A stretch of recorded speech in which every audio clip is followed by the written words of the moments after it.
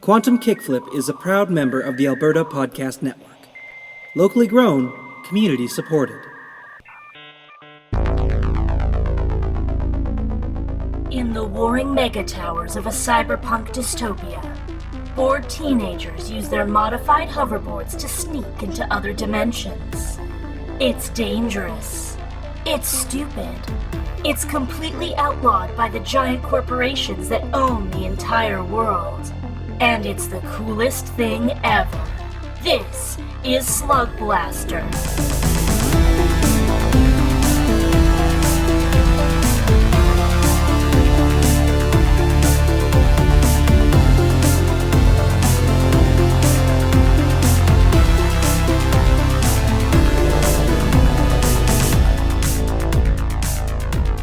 Hello, everybody, and welcome to episode 1 of Season 2 of Quantum Kickflip, a Slugblaster actual play podcast. My name is Laena. I am your host, I am your Slugmaster Game Blaster, and I am here with 5 of my best and funniest friends in the whole world, and they are going to introduce themselves to you now. Go ahead and introduce your character's name, playbook, device, and for you, the player, tell us your favorite children's game. What is the game that you would play on the playground when you were little tots and tykes? Hi there, I am Michael Vetsch, and I'm in this season playing Woldton Wick, the chill playbook, with the signature device, the Robot Companion. And for me, I think my favorite sort of playground time game was Grounders, which would have been just like, you're climbing all over the playground, jumping between, trying not to get tagged. People are closing their eyes and stumbling about. Injuries abound, but oh, so much fun. Hi, I'm Liam. I play Helix Pinnacle. He's the Smarts playbook. He's got the hard light board as his signature device. And I was always a fan of water guns or just the hose, like fighting over the hose. Like one person's got the hose, the other person's getting sprayed, and then so at some point it changes hands. Hey, my name is Glenna. I am playing Brinley Zirk. She is the Guts playbook and uses the Gravity Blaster. And I played so much pretend, you have no idea. I'm still playing it, you might say. It's so wild that you're doing this with your life. My name is Robyn Slack, and I'm playing Maeveline Xandross. She's the Grit playbook with the photonic jacket, and wow, it feels weird to be on this side of this. I also played a ton of Grounders, but Michael already got that one, so I'm going to go with Frozen Tag. And this is a true anecdote. In elementary school, a bunch of kids formed the Frozen Tag Club, which was just kids who played Frozen Tag at recess, but also it had a president, and I was vice president of the Frozen Tag Club for the entire time that I was at that elementary school. My name is David Ray, and I am playing Trevor. He is the Heart playbook, and he has the Hyper Optic Visor. And the game I always played, the one I'm thinking of when I think back to my childhood is King of the Hill. And I don't know what other people's experience with King of the Hill is, but in Manitoba, Manitoba, it was there's either a giant hill of snow or a big play set that went a dozen feet into the air, and you would just kick children off of these things and try to stay on top as long as you could. And it was unmitigated violence of the 90s. But, it made me who I am today, so. Anytime we played King of the Hill, there was always fights over who got to be Boomhauer. Oh my god. And as I said, my name is Laena, and I played a lot of hockey with my brothers, which I don't think anyone would guess. And I was always the goalie, and that's just a true story, and I lost the comedy along the way. I am very, very excited. I'm excited for these characters. I'm excited and so nervous to be on the GM side of things. It's going to be one heck of a time. I can't wait to get started, so I think let's just get started. Let's play some Slugblaster. Yeah!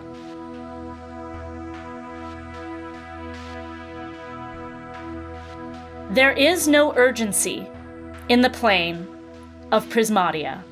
Distant stars emit a faint, heatless light that bathes everything in a dreamlike golden glow. Crystalline asteroids catch this light in dazzling patterns as they dance lazily around each other, swayed by their own mild gravitational forces. Trails of glass pieces drift like shattered ribbons and glitter with hazy starlight. Wispy pink clouds crackle faintly with psionic static, smelling like cool water with just a hint of scrambled reality. The light never reaches the ground, for there is no ground. There is no day, no night, no up or down, no shadows cast, no sudden movements, and no schedule to keep. Even those who are here on the clock seem to move with a lackadaisical undertone. Hardecker employees float between opalescent rock foundations, breaking open swirling geodes to mine the Cramshan crystals hiding within.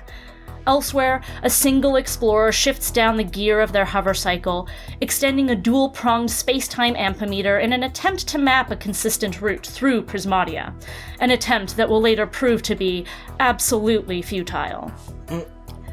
There is no urgency in Prismatia, except for one secluded area of the void, where several teenagers are scrambling to claim control of a giant floating glass disc as they play a heated game of Quantum Conqueror.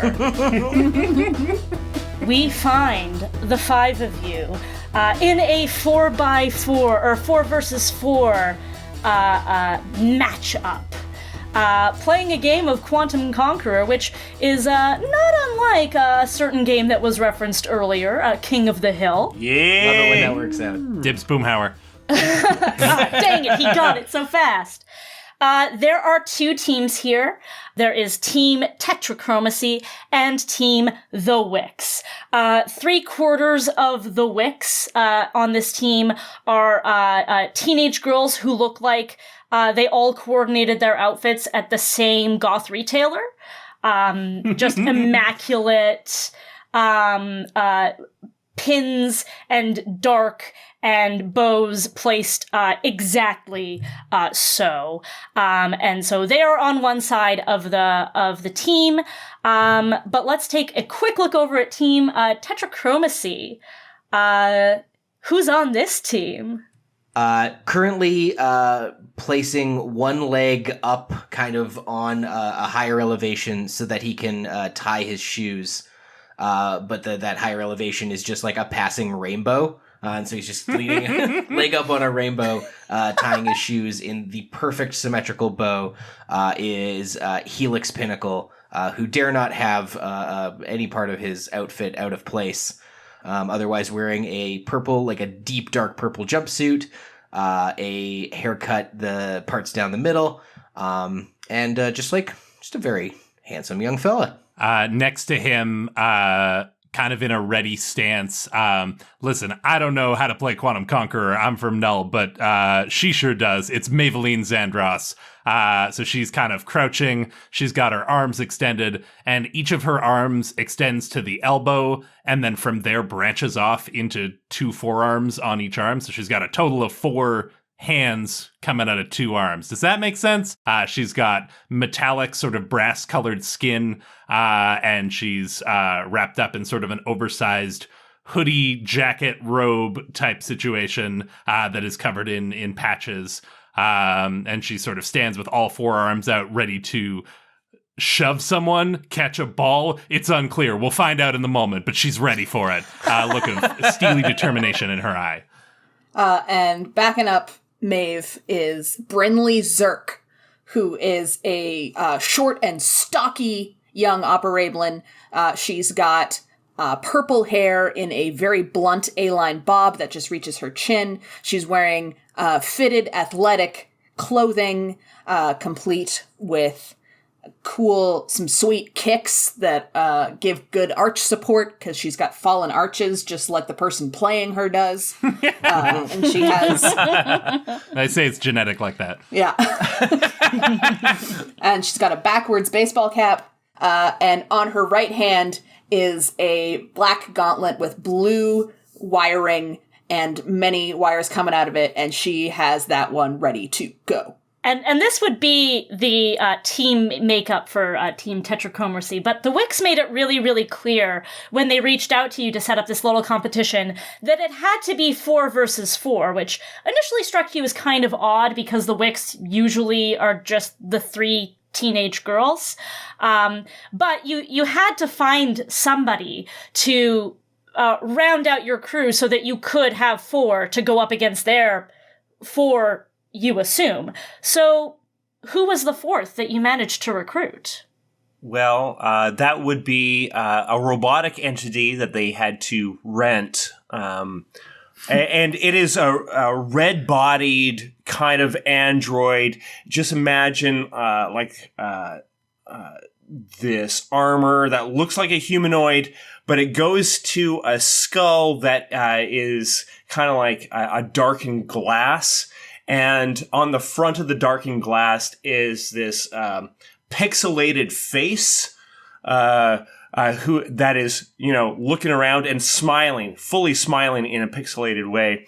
It is Trev 4, the telemetric robotic empathy valet, the 4th edition of it, who is taking in this new experience, trying to help out his team and make sure that they have success. And just like all of the cameras that are inside of his skull are fully active, looking behind him, in front of him, to the sides, and he's looking around, ready to defend his space. It's interesting that you said he was ready to defend because your team, in fact, is not defending at this moment. No. Quantum Conqueror is very much just like King of the Hill. In this particular scenario, the person at the center of the disc, when the timer runs out, wins the point for their team. In a stunning upset, you have lost control of the disc this round. The Wicks are surrounding it, ready to defend, and standing directly in the center of the disc, the one who managed to claim it this very moment, is Michael. Standing in the midst of the disc is actually the slightly younger cousin to the other members of the Wicks, Woldton Wick. And though he didn't shop at the exact same goth retailer, he has a very similar sensibility and fashion, likely influenced by his fairly famous cousins here. He's standing there, likely on his sort of fully expanded yellow hoverboard. He's slim build. He's got a loose dress shirt on with a weird sort of cyber tie that it looks like a bunch of segmented pieces that are all kind of floating together, connected by some kind of technology, you assume.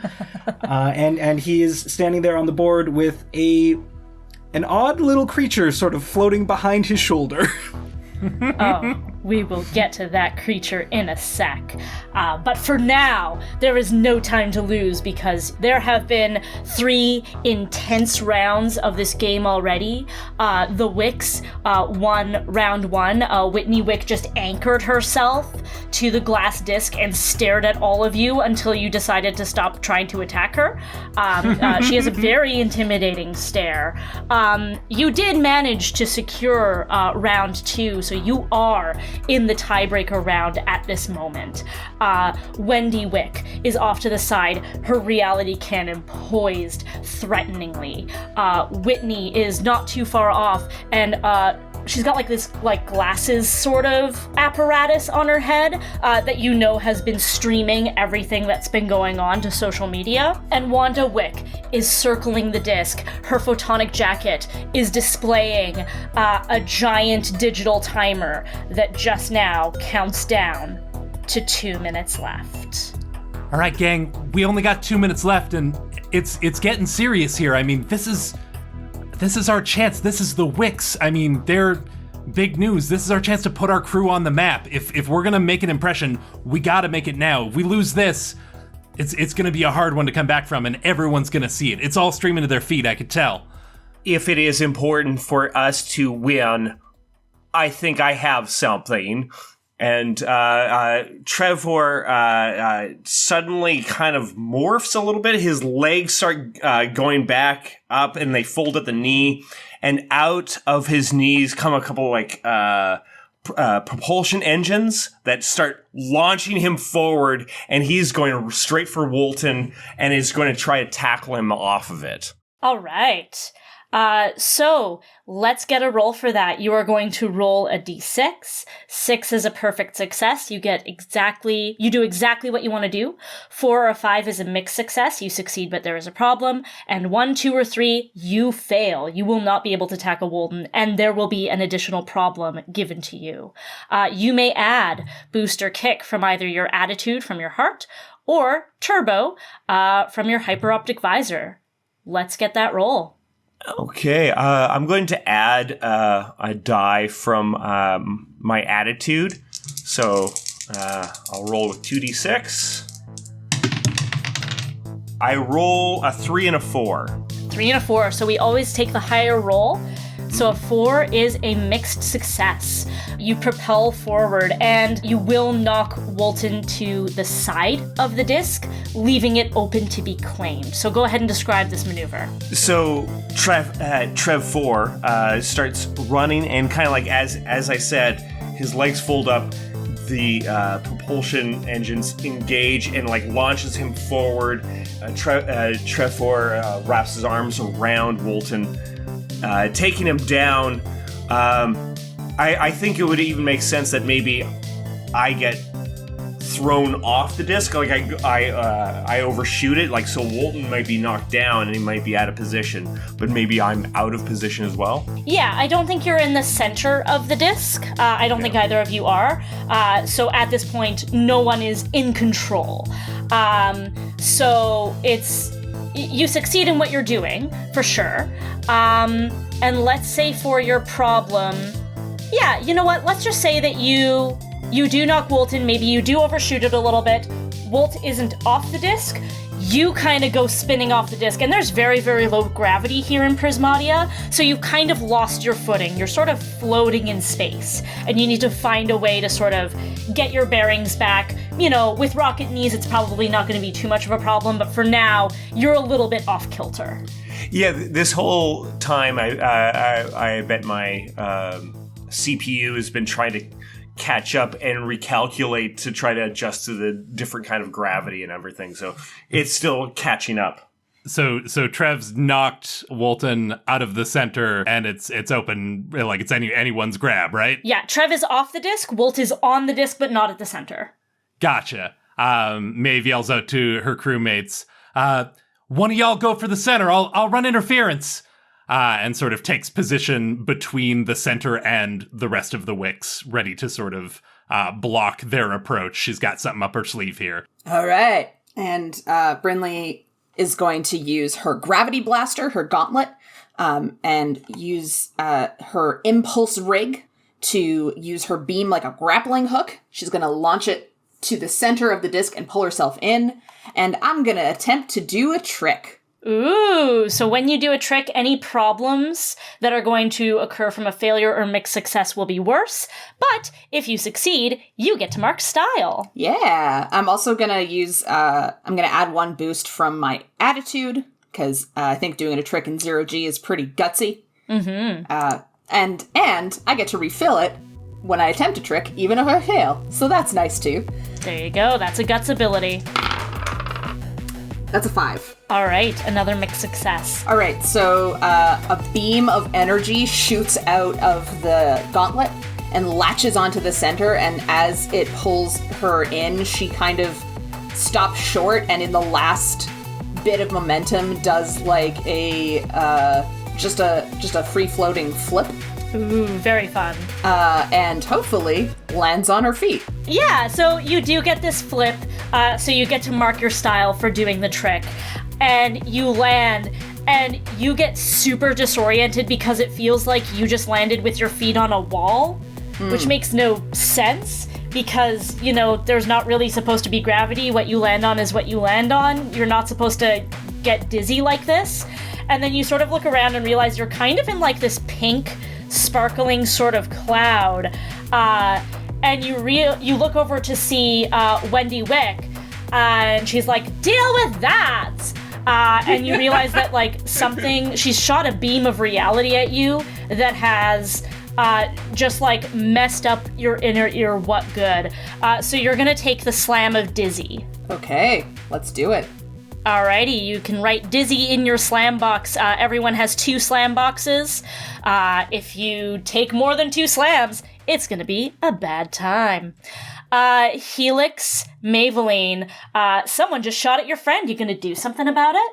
Yeah, but nonetheless, she was successful in getting onto the disc. Yes, she's in the center of the disc, and you can see, you saw the pink orb that sort of shot out at her and is now sort of drifting around her like one of those cosmic clouds that are floating about.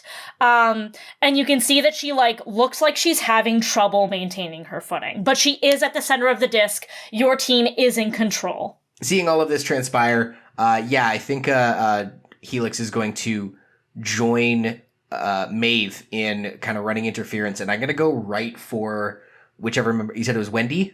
Yes, Wendy was the one who fired her reality cannon. I hope I have kept these names straight. Yeah, all good. I think he's just going to start running along the disc right towards her, and he's a pretty fit guy. He's very athletic. Even though he's the smarts playbook, he's also super fit and athletic. And is going to get up a good sprint, kick his board up into his hands and hold it vertically, so like lengthwise to his body. So it's kind of like in front of him. And then just as he's sprinting, say to himself, not himself, to the board, engage energy lattice, y-axis, square, 5 feet.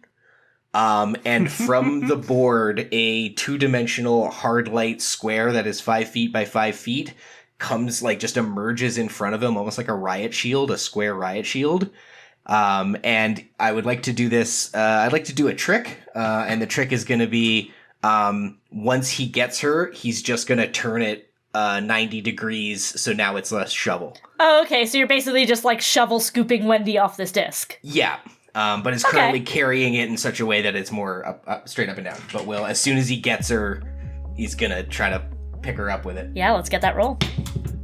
A 5 as well. All right, another mixed success. You said you were doing a trick, so mark that style. Sweet. Describe this move. All Wendy sees coming at her is just a wall of purple hard light. That as soon as it, she braces for a slam, I think. I think she braces for the same as a tackle. But as soon as he makes connection, he just leans it back a bit. It's 90-degree scoop. What do you do? Ah! And she goes flying maybe much further than you anticipated, maybe exactly as far as you anticipated, because you know that the gravitational field is weak here, and she kind of spins and flips fully unintentionally off of this disc. It is looking better and better that you are going to be in control of this. You did roll a 5. That is a mixed success. So you overclock this scoop. Maybe you thought you would need more force. You were anticipating the force it would take to, shove a young woman off of a thing, and you didn't account for the fact that her mass would also be lighter in Prismatia. So you go too far, and now you're just spinning. Helix is not going to be getting control of the center anytime soon. And then if I can add, I love that, so I'll add, I think he did know that was going to happen. Sort of overlooking the math is not really his MO. That's but fair. He kind of did it anyway. Oh, interesting. And you're hurtling towards the edge of this disc, and you overclocked it. So are you going to be able to get control of yourself before you fly off this disc into who knows where? How are you possibly going to, right your course and get back? Who knows? It's thrilling. Maeveline is still in position on the disc, and she's waiting. She's taking her time. She's in position. She's got something up her sleeve, like I said, but she's waiting for specifically the other members of the Wicks to make their move. As soon as who have we sent flying? Wendy? Wendy has gone flying. As soon as Whitney or Wanda makes their play, I'm ready to act. But she's like doing that thing where her pulse is racing. She can hear her heartbeat. But she's holding that action and just waiting because she can see the countdown clock. She knows they only have to hold control for a certain amount of time. And she just needs to make the pivotal move when it counts to keep Brinley in position. Yeah, you know what? I think Wanda has been circling the perimeter of this disc. And, she's kind of been avoiding some of the hits from other people at this point.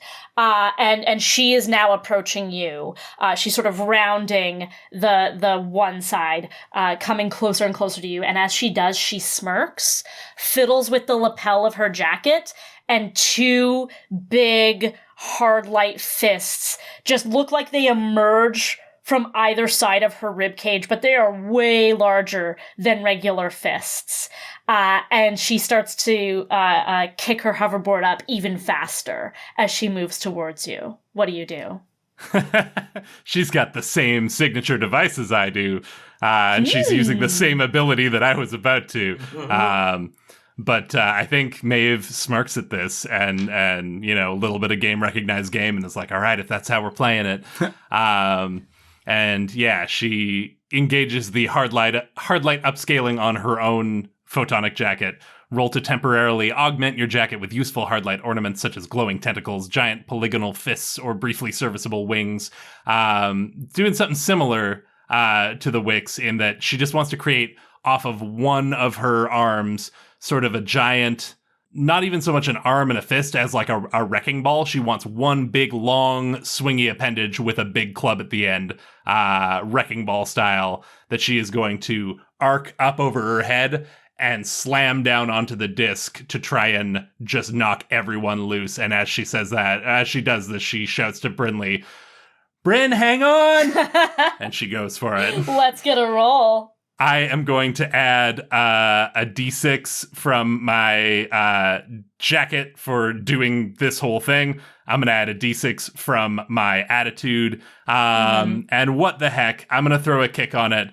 If I pull this off, I want to launch Helix, who's sliding down the disc, in a safe direction. The Wicks as well, but like I want to launch them not off into the void, but towards a Glasteroid or somewhere where they're going to be able to regain their footing. So if I pull this off, the kick is not just dislodging everyone from the disc, but also sending them somewhere that's not off into the ether. Okay.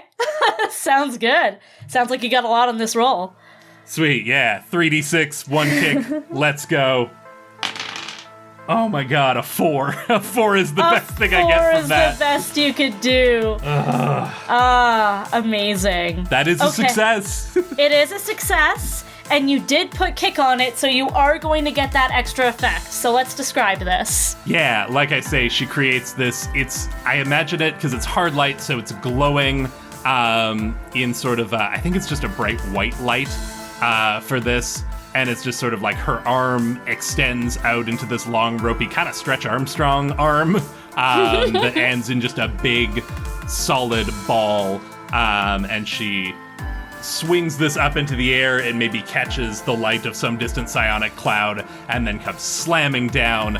And I'm picturing like it sends a shockwave out across the disc and maybe even sends the disc spinning on its axis a little bit. But she knows Brinley's got that gravity gauntlet. She knows Bryn can hang on. She trusts her crewmate. Maybe she's not taking into account a certain dizziness slam, but that's, she can't think of everything. And I guess as far as what that results in, you tell me. Yeah, so I think you do. You're gonna like spin the disc. I'm gonna say like it starts quick and then very quickly starts to slow down. So there's like 2 or 3 revolutions where you just kind of have to hang on. I'm gonna throw a couple things in here.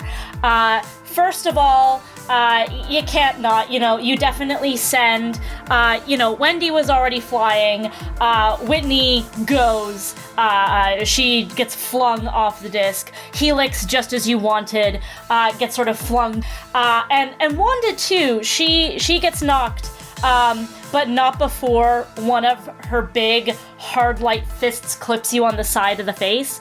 And it is light, but it is hard, so it hurts. And you're gonna get the slam of clocked. Clocked. I love it.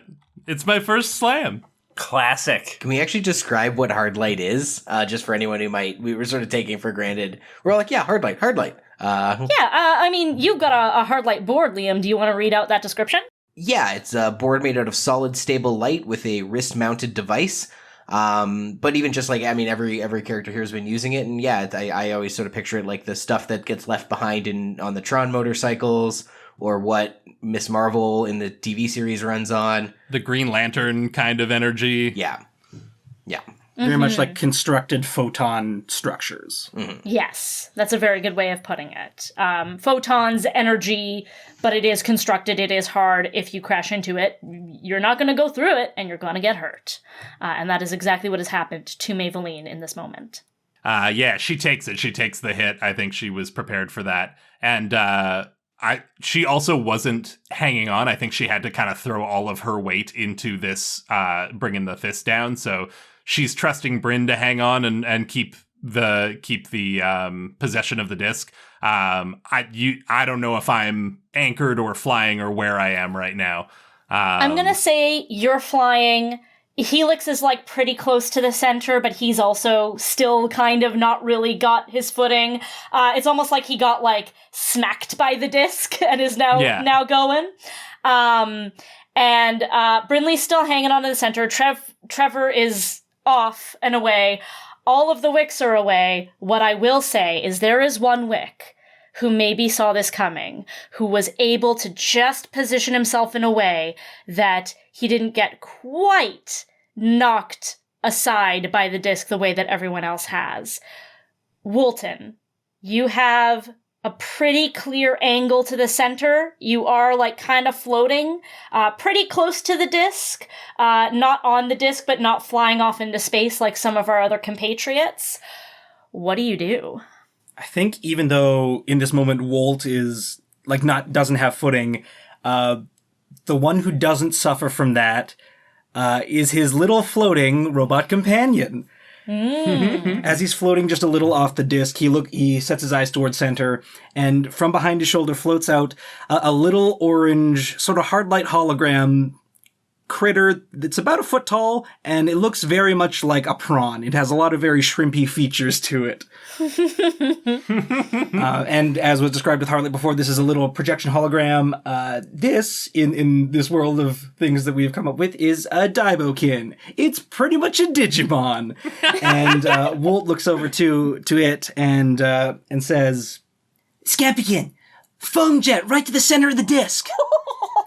And with this, I am going to use the Robot Companion's mod Weapons. Roll to have your robot attack at a distance, lethally or non-lethally, with weapons you've designed. And in this form, the little prawn guy is going to shoot a big old jet of bubbles, if it all goes well. Very good. So basically your intention is to clear the center of the disc so that you or one of your teammates can then move in? Yes, yeah, that's the thought. Fantastic. Let's get a roll. Yeah, as the chill, I roll with 2d6 to start. I will... You know what? I'm going to use one of the boost from my signature device here, so I'll be rolling 3d6, and if I could add a kick, I'm hoping that Wolt might be able to make a sort of a secondary move off the end of this, if it goes well. Sure. Secondary move, yeah, absolutely. With the 3d6, I get a 5. A 5, a mixed success. All right. Describe this maneuver with the added effect of the kick. Yeah, so with this, the little shrimpy boy sort of floats forward and and as his little sort of pincers shoot up forward, he emits, almost seemingly out of nowhere, a stream of bubbles. And this sort of aquamarine stream just shoots gushing forward toward the center of the disc, right in at Brinley. And so the additional hope with that is that Wolt is kind of going to maneuver himself right into that jet stream and get propelled by the bubbles towards center also. I love that, yes. So Scampykin fires this jet stream of bubbles. Wolt, you position yourself and ride along the stream. I will say that it is enough, combined with Brinley's dizzy slam that she acquired earlier. She slips, her gravity gauntlet is not quite enough, and she starts getting carried over towards the edge of the disc. You glide to the center and land. You are back in control. Wanda sort of is like spinning around you, and of course her giant digital timer is also spinning through the air, and you can't read it because it's spinning so quickly. All you know is it's in the double digits, so things are looking very, very positive for Team Wick. You land at the center. You watch Brinley skid towards the edge of the disc, and just past Brinley, you see this glass shape. Now, that's not unusual here in Prismatia. There are, crystalline asteroids, trails of glass pieces, discs not unlike this one, all sorts of different shapes and sizes of glass. But this one catches your eye because, you can't place it at first. You can't figure out what it is about it that's weird, and then it occurs to you that a piece of it is moving. And it tilts up, and then it blinks and opens these big, huge, bulbous eyes that are now glowing yellow. And then these stem-like legs break out from underneath it. And then the whole thing just kind of flutters, and then you realize it's the body of the thing that is kind of fluttering and trembling, creating this crystalline rattling that shakes the whole disc. And Wendy is just now starting to get her bearings. She just grabbed onto the edge of the disc. She looks over and she says, "Oh no, it's a glasshopper!" Two antennas pop out from the top of its head, and this crackling light begins to emanate from between them. And you hear Wanda, still spinning, going, "Let's get out of here!" So now all of you need to find a way out of Prismatia, and fast. Who's got to play? I think Maeve realizes, she's read up on other dimensions. She's studied the multiverse a little bit. She knows that this is not a threat to be taken lightly. But I also don't think she can just let this go, because she knows that if we all panic and scramble now, that means technically the Wicks were in control last. And that means we lost the game. So she is going to try and make her egress, but I think she's going to try to tackle Wolt on the way and knock him out of position. That's her play here. So what I want to do then, I think, is use sort of I got my clock cleaned by this hard light arm. I want to use the momentum of that punch, but I want to throw my hoverboard down underneath me. It's not a fancy hard light board like what Helix has. It's just standard issue hoverboard, hand-me-down kind of shit. And I want to throw it underneath me and sort of redirect the momentum to send myself back towards center. And I would like to use the ability Sacrifice Your Body to take a slam to get plus 2d6 to my action. So I want to throw my full weight into Wolt and take a slam from it in order to knock both of us off the center and away. Okay. So you get plus 2d6 from Sacrifice Your Body. Yeah. Let's get a roll. Can I do a trick, too? You can do a trick, absolutely. As she puts the board down, does a little sort of grab as she spins in midair and redirects that momentum, does a little 180 nice. Before following through. And here we go, rolling 3d6. There's a 6, baby! All right. Let's describe this action, and then we'll figure out the nature of your slam. Beautiful. Yeah, like I say, she takes that punch, she's flying back, but she has the fortitude to throw her board underneath her and do a little 180 again, catching the psionic light of the crystalline clouds. She slams back down onto the disc and goes rocketing towards center. Look of steely determination in her eye once again as she just throws the full weight of herself and her board and everything into Walt. She's disapparated that hard light wrecking ball. She's not trying to like kill anybody. Yeah. But she wants to essentially knock him and like bring him along. Like, we're all getting out of this dimension, but she wants everyone to know that we took possession before we left. Okay, fantastic.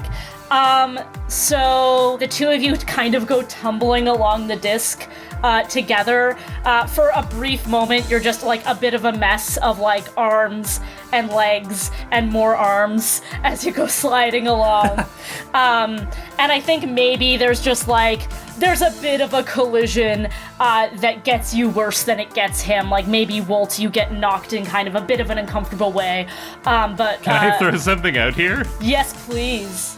I realized that we did our character creation, part of which was bonds, and my bond is that my bond is with the Chill, and that I have a crush on the Chill playbook. And I think maybe this is the origin of it. Like, she's been totally ahead in the game, focused, and then it's like right before that second of impact, she just like his face catches the light in the right way, and she realizes like, oh damn. Slow-mo, slight swish of the hair as he turns to look. Bubbles still floating around behind. Yeah, there's like Yeah, all the anime bubbles drifting in the background. It's like soft focused. I can hear the soundtrack. You are gonna take the emotional slam of Smitten. Yeah. Oh, I love it. But also, I think it may result in some physical bruising in that, like, I see this and redirect a little bit to sort of take the brunt of, like, I was gonna knock him to the ground, and instead I sort of pull myself to the ground between him and the disc to take the worst of it. But I like that that's represented by Smitten. In that slow-mo moment right before the collision, still in slow-mo, you see Walt go, "Oh, Vox." Hey now, watch your language. So we do need to get out of here. So I'm actually going to, I'm going to create a track for us. And let's call it Chase. So there's five marks to this track. The letters of Chase. In those letters, you need to find your thin zone and get out. I think it's fair that, you know, Maeveline was a little bit more focused on winning the game and then on actually getting out. So you're not going to mark the track. We're going to set it up here and now. That's fair, yeah. Yeah. And, you know, you can choose to do things that don't mark the track. You just run the risk of getting zapped by psionic lightning. So, yeah, Maeveline and Wolt are in a little bit of a tangle. Who else has a play? What is this current score of the game? I will say no one is in the center of the disc, and from what you can see of Wanda, who's just starting to sort of regain her bearings, and she is like frantically digging through her pockets, pulling out random pieces of tech, and sort of beep booping them, presumably to calibrate where the next thin zone is. You can't really see what her timer says, but you know that there's still the timer, and you know it's got to be running low. So the game is still on, technically. And there may be just enough time for one more person to make a play to win, if that is the thing that is important to you. I think when Trev 4 sees that there is this threat, that kind of like registers higher on his prime directive, and he wants to secure kind of like a safe exit. So I think what he's going to do is raise up his left hand and his palm pointed at the glass hopper, and is going to attempt to slow it down. And he's going to fire out, I'm going to say 3 taser bolts out. And what that means is I'm going to use a couple of kick on this. And it's meant to just slow down the glass hopper so that it makes it easier for us to escape. Okay. You're putting 2 kick on it, you were saying? 2 kick, so to make it even more effective. And I'm going to also throw in a boost as well, so I can get an extra die. You're just trying to get the job done here? Yeah, like I'm turning towards this bigger threat and at this particular moment. Nuts. I roll a 3 and a 4 again. Okay, so you do get a mixed success. We do always take the higher roll. So that's something. So, like, as Trevor is kind of like, floating away from the disc and everything, and he's trying to reorient himself, and this glass hopper comes out.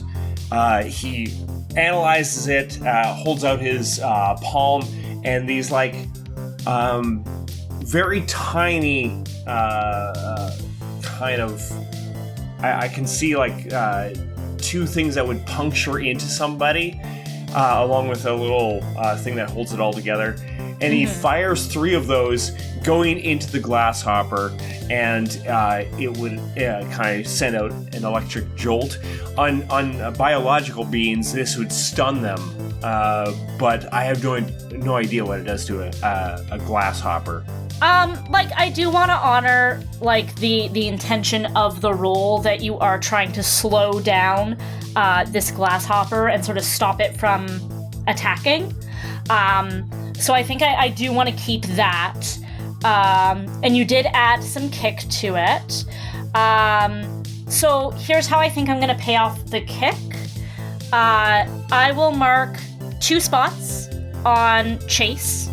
That basically the glass hopper is not going to be a threat at this time, hopefully giving your teammates a bit more opportunity to escape. I think what I'll say for the mixed nature of this success, I think I'm going to keep it simple. The taser jolts it, right? And it kind of shakes, and with the shake, it shakes its wings. And I'm going to say you're next to maybe a couple of the Wick's sisters, Whitney and Wendy. And those 2, along with you, are going to sort of get hit with this sort of rattling sort of jolt. And maybe it does have a bit of an electromagnetic, somewhat sort of pulse to it that gives you sort of like a static shock kind of feeling. Oh, no. So I am going to give you the slam of jolted. Oh, no. That can't be good for a robot. No, it's not. There is, of course, as always, the option to nope a slam and mark trouble instead, if that is something you would like to do. So you would not say that this is a dodgeable kind of a slam, right? I feel like it could be dodgeable. Well, then I'm going to invoke my omniscience aperture on my hyper optic visor. It not only does it allow me to see through walls, into objects, and all around you, also Mark 1 Turbo to avoid dodgeable slams. So I'm using the last bit of turbo from my visor to just dodge it. So, and maybe what that looks like in terms of a big wave coming his way, it might be like he folds up temporarily to as the wave kind of like buffets over him, and then he kind of like folds out again in order to be able to continue on. It does say as well that your omniscience aperture lets you see all around you. Yes. So with your 360-degree vision, you do see Wendy and Whitney just get blown back by this wave. And they both go, ah, as they kind of like stumble backwards. And Brinley, you're still dizzy, right? Yeah, I sure am. Dizzy and sliding. Yeah, you got knocked by a jet of foam, of bubbles. I did. Though I think to stop sliding, she sort of turns and does a shoulder roll and kind of gains control of her momentum that way. Mm-hmm. Mm. Yeah. You know what? Vux it. I'm gonna use my 0-point energy and roll to damage things at a distance with a blast of crushing force. All right, let's do it. Yeah. I'm gonna use 1 turbo, so I'm gonna roll 2d6. That's a 6. I think she presses a button on her gauntlet and just, like, makes a huge punching motion. And rather than a beam of light, like a globule of light further away near the glasshopper just clocks it in its dumb face. It's like big, buggy, glowy eyes kind of like flicker and blink as it gets just knocked by this wave of gravitational force. I will mark another beat on the progress track. CHA of chase has been marked, S&E remain. Although it's not much of a chase, you certainly are standing your ground against this glasshopper for the time being. So that might be the way that you secure safe passage out of here, is just by dealing with the threat. I think Wolt, in untangling himself from Maeve a little bit, they're both sort of floating off past the disc a bit, and he just takes a sec and it's like, oh, sorry, I guess we had a little bit of a run in there. Yeah, I didn't mean to. I did mean to, but I hope you're. Listen, we got to get out of here. I think it's fair to say that the game's over, and yeah, might have to call this one a rain check. Let's see, Scab. And with that, I'm going to try and call my Daibokin over to give us a little hand, is my hope. Okay. I want to use my chill ability of Button Masher to mark one trouble to use a locked mod for the length of one action. So with that, I'm going to try to attempt to use the Robot Companion's mobility boosters, in which I roll to have your robot go really fast, can carry a passenger or two, ditch the hoverboard, and hop on. So I'm hoping he can do a little zoom and come and sort of snag us and pull us back toward the rest of the group because we were kind of floating off. Incredible. Sounds like a plan. Button Masher does say, be careful, potential problems are worse. So let's get that roll. Can I help with that? Oh, yes, absolutely. You want to share some resources? Yeah, I'm just trying to justify how exactly, like, whether it's something I do with my jacket or... Is it too much for me to just say, you might want to hang on tight for this? And then you're just holding on. Maeveline gulps and grabs your waist really tentatively. with 4 arms, though, yeah? Yeah. Yeah. 4 arms. So I'd say you could lend a die or a kick if that's what you'd like to do. Yeah, I'd like to lend a die for my attitude. All right. Sweet. So that'll be 3d6, and I think I wanna do a trick on this. I'm hoping to do a little trick on this. Check it. That's a 6, baby. Yeah. A 6 and 2 1s. Thank you for the extra die. Look at what you can achieve together. Describe this maneuver. I think with this, Wolt had his board, and he just sort of collapses it back down to the little yellow digivice sort of thing, and holding it up, Scampykin is able to look and sort of sense where he's at, and he comes zooming over, and kind of uses his 2 little arms to scoop underneath Wolt's armpits.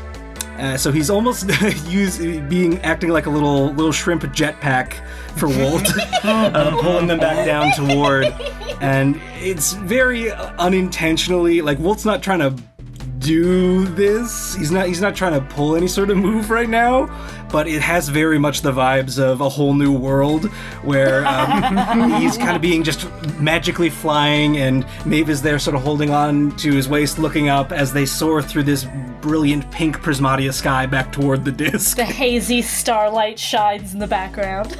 Maeve is thankful that her metallic bronze Thenis Spartian skin doesn't really show a blush super well, because she would be embarrassed if you could see that she was blushing.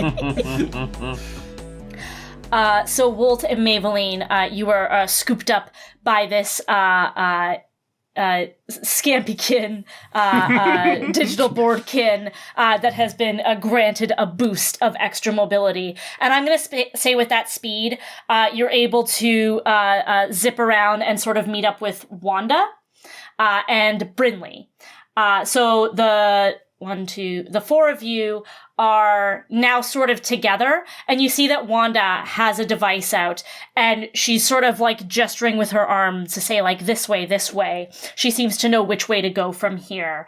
Trev, I think you sort of notice this as well. and you sort of go to round up Wendy and Whitney. Helix, you're sort of off to your own. You see this as well, and you also see that Wanda's timer ticks from 10 seconds to 9 seconds. What do you do? I think, Helix clocks all of this. You see him sort of sizing up the distance from the disc to the glass hopper to the thin zone. I'm assuming sort of the disc is in the sandwich between the glass hopper and the thin zone. Yeah, I think so. Yeah, the disc is in the middle. Yeah. Everyone's mobilizing. It looks like there's plenty of time for folks to run to this, run away from this thing. Helix sort of hurriedly runs to the center of the disc, makes his stand, pulls out his ray gun, which I have described mine as a nanite pistol, and it's going to blast little globs of nanite. Points it at the glass hopper, but then doesn't pull the trigger for the better part of 8 seconds. And is just this thing is barreling down. The delay that Trevor got us is almost wasted by this move, but he's just waiting, and he's counting under his breath. 7, 6, 5, 4, and on 1 he blasts at the glass hopper, but also it was the place to take the shot was also the place to win the game. So fantastic. So you're standing at the center of the disc, everyone's sort of moving as a group, and then they realize that you're not following along. They turn to see you at the center. Whitney turns, and her camera that's been still streaming catches you in the center of the frame. We're gonna get this roll, and I want you to add whatever you want to this roll. Mm-hmm. But I want you to know that I'm gonna be using one of my GM Bite. Sure. And these are just little tools, little tokens that I get that can sort of add a little spice. So no matter what you add to this roll, if you roll a problem, it will be worse. Love it. I'm gonna take one out of the crew hype die, because I'm trying to win this for the team. So I'm taking a die from the crew. Yeah. I'm going to add one of my own attitude from the Smarts playbook, and then the one I roll with. So 3 total here. Before this roll goes, since I'm kind of watching this, I'm observing it. I have my hyper optic visor going. Yeah. I'm hoping that I could maybe give a kick. What I think as I see what's happening, and this glass hopper is closing in on him, I'm going to in my all the cameras and everything inside the glass skull. One of them is a laser pointer, and I can see what's happening. So I'm trying to help specifically, aim here. This is your best shot. Just a laser sight from another area? He's creating the glowing red weak point on the boss.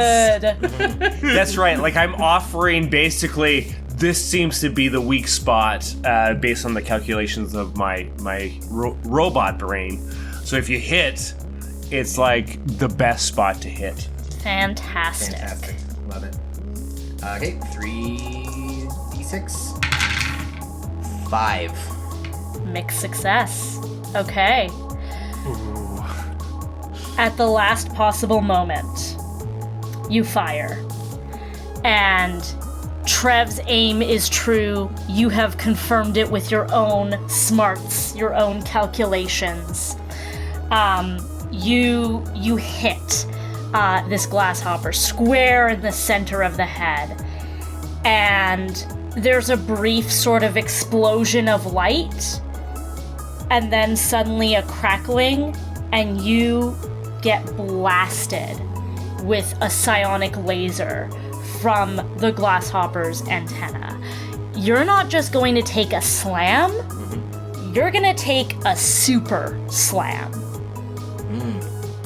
You have been super laser blasted. Now, this is a slam that's going to last longer than your usual slam. How does that work with noping? Yeah, so when you nope a slam, you just clear the slam and you mark trouble. A super slam is gonna take a little more edge. Now with a nope, you mark 2 trouble.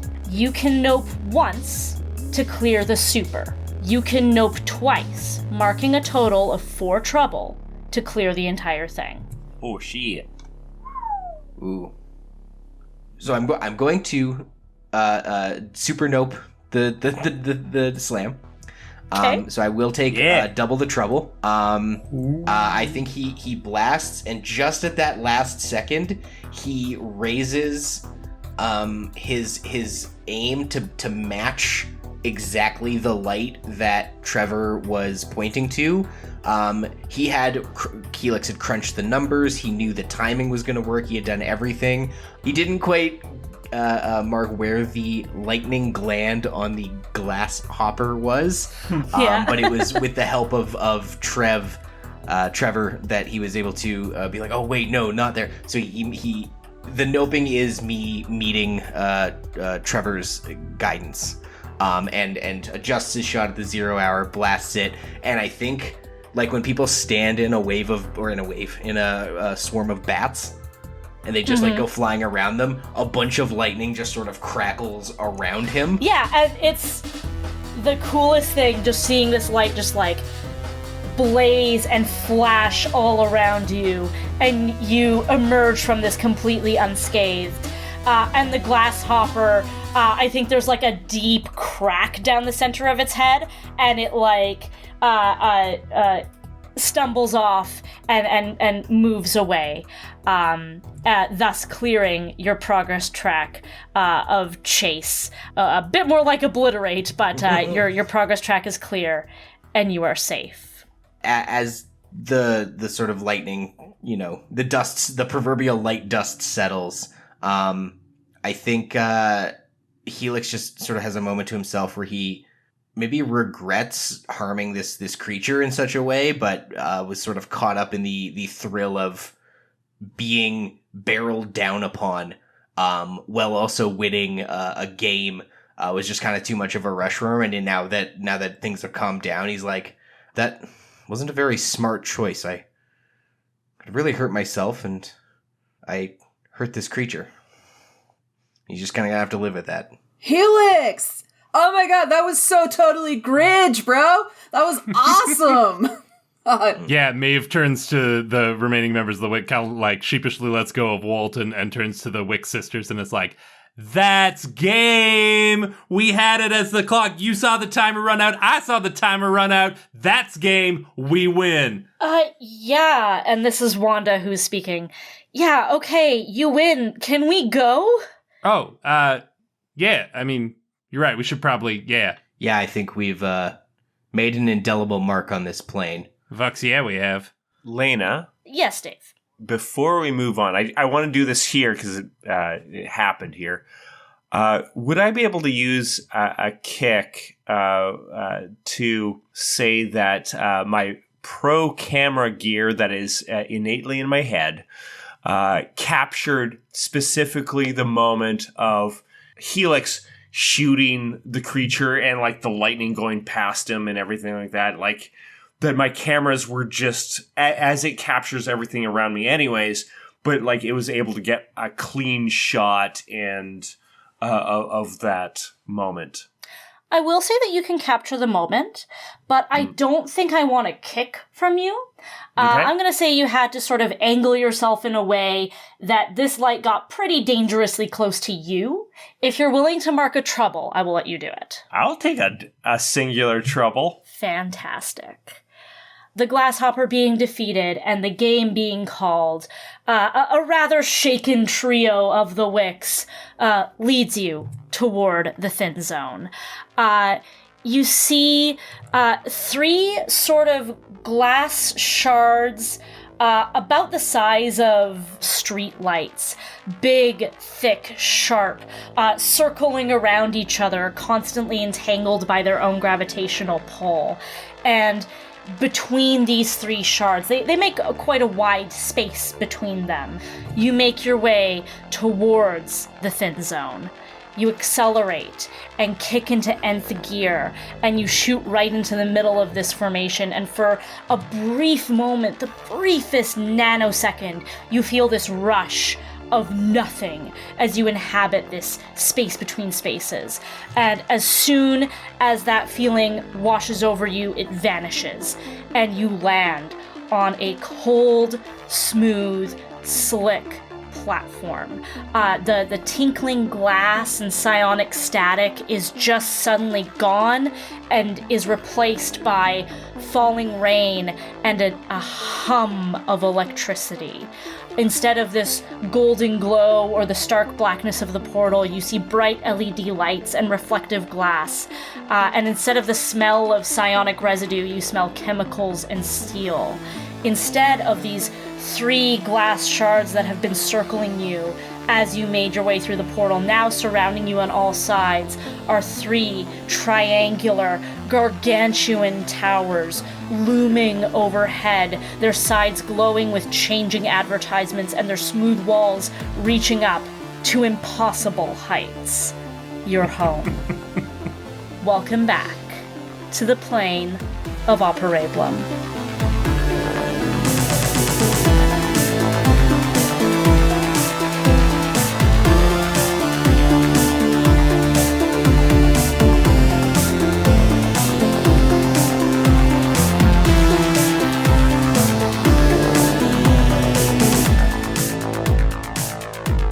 Listeners, it's me, Laena, your Slugmaster Game Blaster, wanting to thank you so much for listening to Season 2 of Quantum Kickflip. I am so excited about this world, these characters, this story, and I'm excited that you're here along for the ride with me. Want to run your very own game of Slugblaster? Well, you're in luck because it is now available for purchase. You can get the book, form a crew, and kick your tabletop gaming experience into nth gear. The link to the Slugblaster store is in the show notes of this episode. We are at Quantum Kickflip on Twitter, Instagram, Facebook, TikTok, and YouTube, so be sure to follow us for new episode updates, audiograms, and more. You can also subscribe to us on Patreon, where for just $5 a month, you can get early access to every new episode of Quantum Kickflip, as well as bi-weekly bonus content, such as the Session 0 for Operablum, where we talk about the world, the towers, and the characters. I'd also like to thank our sponsors at the Alberta Media Arts Alliance Society, whose goal is to advocate, educate, and celebrate the media arts in Alberta. You can check them out at amaas.ca. And finally, we are proud members of the Alberta Podcast Network, who have a ton of amazing, locally made shows over at albertapodcastnetwork.com. We release Quantum Kickflip bi-weekly, so you can catch the next exciting adventure with this new crew on Wednesday, October 19th. We're going to get you right back to the action, but first, I'm going to throw it over to the Wicks with some words from our sponsors. Hey, what's up? It's us, the Wicks. I'm Wanda Wick, the leader of the Wicks. And I'm Wendy Wick. Whitney's here too. This episode of Quantum Kickflip is brought to you by Park Power, your friendly local utilities provider in Alberta, offering internet, electricity, and natural gas with low rates, awesome service, and profit sharing with local charities. Winter is coming, and energy usage for all Albertans will be increasing. So now is a great time for listeners to look at their utility bills and ensure they're on the best plan. Albertans have a choice who they pay their utility bills to. Park Power is happy to provide free, no-obligations comparisons. If you decide to switch providers, it's easy, and you can feel good knowing you're supporting a local business and helping to give back to our communities with your utilities bills. Learn more at parkpower.ca. Sounds like Park Power really makes things easy for these so-called Albertans. Hey Whitney, after this, you need to tell me what winter is, because I don't think we have that in Operablum. This episode of Quantum Kickflip is also brought to you by Alberta Blue Cross. Even if you're a busy business owner with more meetings than hours in a day, you are calm and collected when your group benefit plan is taken care of by Alberta Blue Cross. Your employees can manage their own health, dental, life, and disability coverage online, anytime, on any device. Making it easier for them and for you! To learn more and explore your options, head to ab.bluecross.ca. Whitney's showing me her app that calculates her hours in the day and how many meetings she can book in that time. Does it help you feel calm and collected, Whitney? No? No, you're shaking your head? Oh, well, maybe the group benefit plan with Alberta Blue Cross is the way to go then. Anyway, go listen to the episode some more. Bye!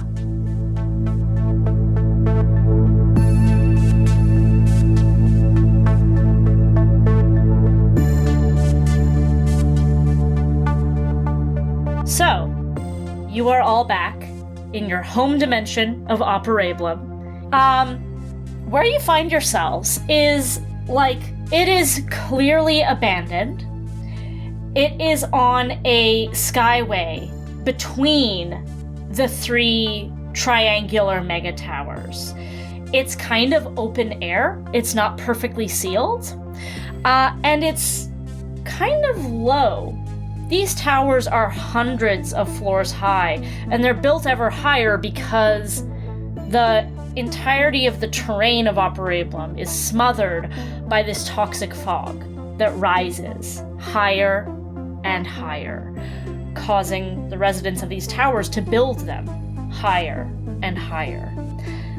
You know, all of you living on this dimension, that roughly the first 150 floors of the towers are just encased, covered by this fog, completely uninhabitable. And so the towers have all agreed that the 50 floors above, up to floor 2, is what they call it. It is, of course, floor 200, 200, or colloquially known as 2, is the buffer zone. Nobody goes south of 2. And you recognize from a couple of sort of signs, engravings in pillars on this skyway, you're on floor 198. And you see another engraving that is labeled with faded letters, Trinity Municipark. Though there's no park here anymore. It's all large rectangular plots that you assume must have held flora at some point. A big column in the center with water spouts lining the top. It must have been a water feature. Some benches, some that are just bolts. But the 5 of you, plus the 3 Wicks, sort of land in Trinity Municipark on floor 198. I think maybe Wanda gets to her feet and kind of dusts herself off and is like, wow, oh my god, gang, that was a little bit intense, I think. I thought we were just going to cheese it and get out of here, but you all kind of took that thing on, huh? Let the record show that we won. Yeah. Yeah, we don't quit just because a monster shows up. That's a bad way to Slugblast, if you ask me. We had a game going. We see it through. Well, if you ask me, and this is Wendy, we've kind of been doing this for a while, and when something wants to kill you, you don't let it. Yeah, we didn't let it either, huh? And then Whitney just glares at you when you say that. Well, the important thing is we all got out alive, so that's good. And, I think we still got some pretty sick footage out of that, right, Whitney? And Whitney just glares at all of you again. Yeah, make sure you put up the part where we won, right? The part where Helix exploded that glasshopper and held his ground. Make sure that gets, tag us in that. I mean, it did all stream automatically. We can't exactly edit these videos, so yes, everyone is seeing it, and based on the look on Whitney's face, it looks like it's been getting a lot of traction and love, so you're welcome. Helix walks over to Woldton and puts out I think maybe fist bumps are there. Handshakes. Oh, yeah. Operablin handshakes. But puts out a fist to sort of good game. That was well played. Oh, absolutely. Game recognized game. And he reciprocates the bump. Oh, Maeve, when you had that giant wrecking ball thing, that was so great. And just Helix, that shot, that was so great. And Trev 4, yeah, you had some good tackling, man. And in your guidance, that was Gridge. Totally Gridge. Yeah, when you lit up the weak point on that glasshopper, how did you even know? ELT is a part of my programming to recognize such things. I take it that I have helped you perform better. Indeed you have. Renting you was a canny investment. Yeah, Vuck's right, you did. Things were looking pretty Vorgal out there, but then you came in and it all turned out fine. This satisfies me. Oh, jeez. As much fun as this all has been, I think I'm about ready to call it for the day. Scampy can return. And with that, Wolt holds up the little digital boardkin device that is shrunk back down from the full board to its little digivice-sized yellow object, and he zhoops Scampykin, kind of digitizes back, and is pulled back within the device where he lives. He's a little AI entity, and you see a little pixelated shrimp guy on the small screen. It's like a Tamagotchi, but it's also expands out into your hoverboard. Yes, yeah, it 100% just becomes Tamagotchi to board and back and forth like that. I love that so much. Maeve was idly like popping the hard light bubbles and kind of like marveling at this cute little guy when you called him back. And I think doing that kind of snaps her out of it, and she's like, "Oh, you're taking off? Well, listen, you I mean, I know we were in competition, and I know we totally creamed you guys, but you know, you look good out there. I mean, not look good, but like you were and she's just stammering. Yeah, you totally creamed me with that foam. It was awesome. Bryn has no concept of tact. Sorry about that, Bryn. When my cousins first invited me to this, I didn't know you'd be on the other team. It's great to see you again. Yeah, in the flesh instead of digital. You two know each other? Yeah, back when they did, what was it, Cross Tower Pen Pals? Oh man, that was ages ago. That was before, things got bad again.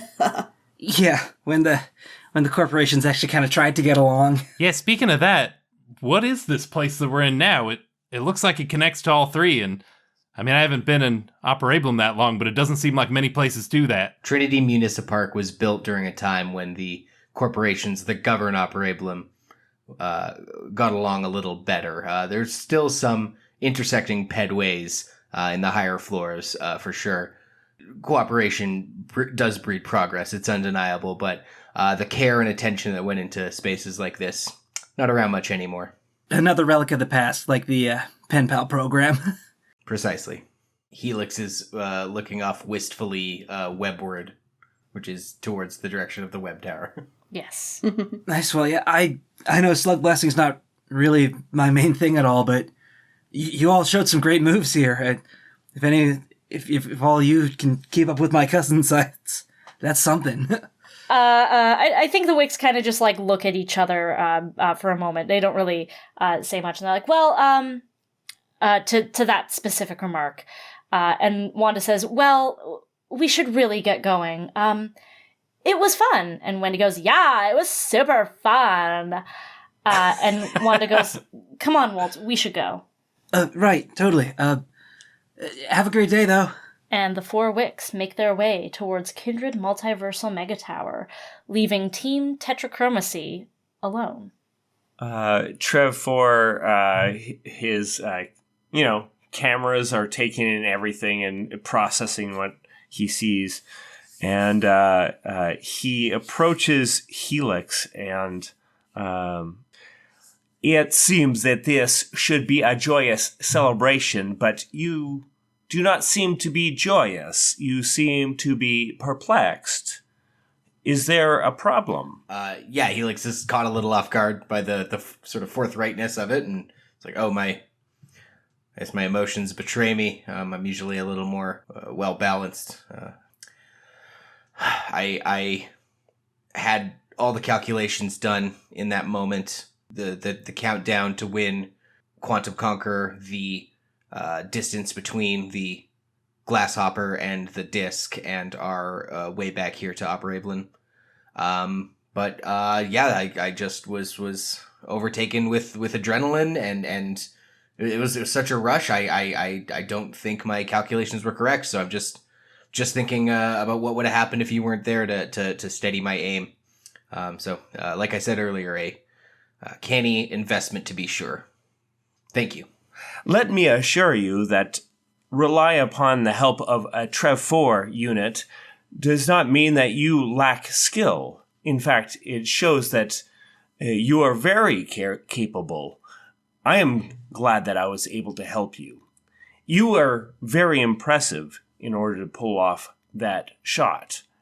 And Trevor's he gives a thumbs up, and then his right thumb, where the thumbprint would be, it slides up and it reveals a little star sticker, and he goes forward and sticks a little star sticker onto Helix's left shoulder, and just you did very well. It was impressive. And Helix, if you're stressing out about blowing up that glass hopper, that's just kind of how it goes sometimes. I mean, we're not out to cause destruction or nothing, but it's Slugblaster, and there's giant monsters, and sometimes you gotta do what you gotta do. Sometimes giant monsters get blown up. That's kind of part of it, right? And Maeve is totally sincere in this. She doesn't think it's a big deal that you did what you did. But at the same time, your eye probably can't help but be drawn to the emblem that's been on her jacket this whole time, which you and Brinley would both recognize as the symbol of the Arborists, who are an order of monks tasked with overseeing the balance of the multiverse and protecting interdimensional harmony, and who maybe wouldn't be entirely on board with this philosophy of monsters get blown up sometimes, who gives a shit. But this irony doesn't seem to register to Maeve at all in this moment. I suppose you're right. Nonetheless, I had a great run with you all. Thanks again. Yeah, this crew's pretty awesome and could stand to, expand to include Trev 4 or, I don't know, maybe one of the Wicks wants to join up one time, or all of them. That'd be awesome. Can you imagine an 8-person crew? That would be killer. It would make sense that you would make an alliance with the Wicks, as I have seen Maeveline clearly have an attachment to Woldton. I don't know if I'd say an attachment. I think he would be a valuable asset. And can you imagine? Like all the Wicks is one thing, but can you imagine if we were the crew that got Woldton Wick to join? They've clearly been trying to pull him into the fold for a while now. They've been bringing him out on runs and stuff. They clearly want to expand their little family empire of Slugblasters, and if he was to join us instead of them, I mean, that's the kind of thing that gets people talking. That's the kind of thing that gets you in the gossip column in Slugblaster magazine. I think we should go for it. Yeah, totally. I do like the little prawn Daibokin. It's very charming. Yeah, he can be our mascot. He can go on stickers and stuff. Unless you wanted to be that, Trev 4. I don't know if I'm stepping on your toes there. Do you have toes? She looks down at his robot feet to see if he has toes. No, they're just solid feet. All the same.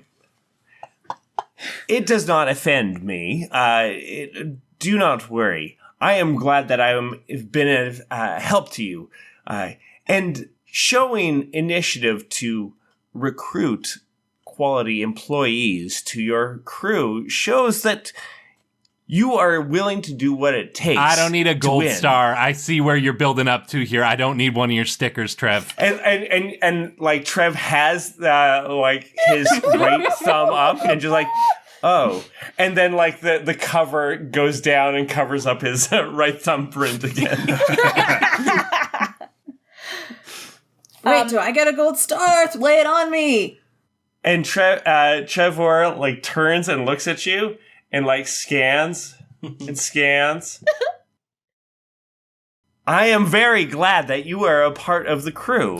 You helped us accomplish the task. So Trev just looks at you, Brinley, and gives you this platitude. And as he does so, Brinley and Maeveline, both of your phones buzz in your pockets. And it sort of draws all of your attention to a couple things. You can sort of tell, you're tuned into the rhythm of Operablum in the towers. You're pretty sure it's at the end of a shift, where each of your sort of towers are at this point.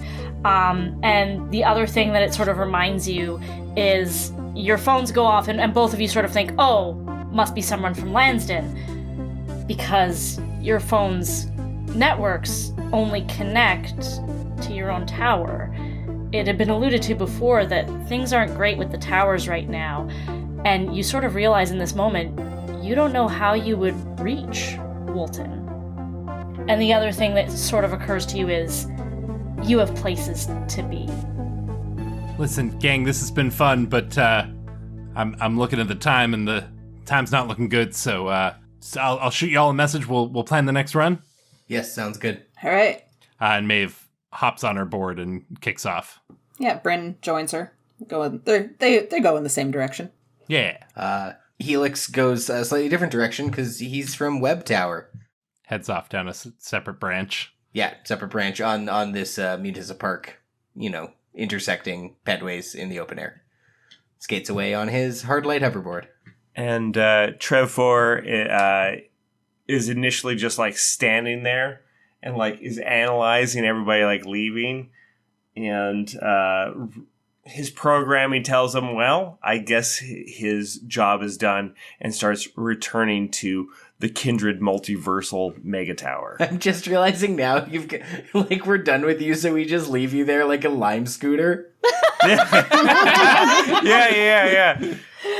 But tracked on an app somewhere. Yeah. There is enough prime directives in him that just like, oh, okay, I guess all of these things are complete. Well, now I'll just return home as I'm supposed to, and start walking away. Picturing like a top-down camera angle, like slowly pulling away as we all head to different corners of this triangular park and off into different towers. Yeah, the four of you go in 3 separate directions. We're gonna follow Helix. Helix, you make your way to the Web Corporation Mega Tower. Above you, one of the neon billboards sort of displays an advertisement. And it's good paste, and good is trademarked. And it says, now with even more vitamin B12. And you enter through the doors into the tower. You find yourself in what seems to be the courtyard of an old university. And you can sort of logic out that the way to go is the library, because it should be multiple stories, and yes, parts of the library are in the legal buffer zone, but if you get up high enough, you should be able to find your way to where you need to go. So you do make your way to the library, up the stairs, and manage to sort of make your way back to floor 200 without incident. And from there, you can get to where you need to go. And where you need to go is home. What does home look like for Helix? I think he lives sort of midway up the tower. Pretty middle class kind of somewhere. I actually say right at 500. He's right at 500, which is, by our calculations, the middlest of the towers. Because the whole bottom chunk of them are uninhabitable. So, makes his way up to floor 500.